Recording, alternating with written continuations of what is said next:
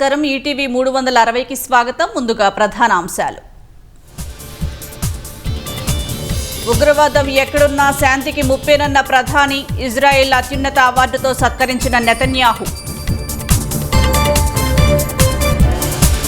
శ్రీకాకుళంలో 102కు పెరిగిన అతిసారం కేసులు, 24 గంటల్లోగా పరిస్థితి అదుపులోకి వస్తుందన్న నారాయణ. రాజంపేట దీప్ లాడ్జ్లో అగ్ని ప్రమాదం, రిసెప్షనిస్ట్ సజీవ దహనం, 30 మందిని కిటికీల నుంచి కిందికి దించిన పోలీసులు.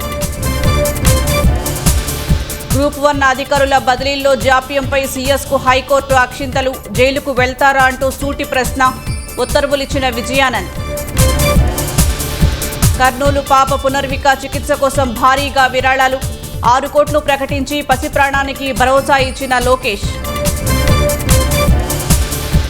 మల్లవల్లి పారిశ్రామికవాడలో జోరుగా పరిశ్రమల నిర్మాణాలు, స్థానికంగా ఉపాధి దొరుకుతుందని కార్మికుల హర్షం.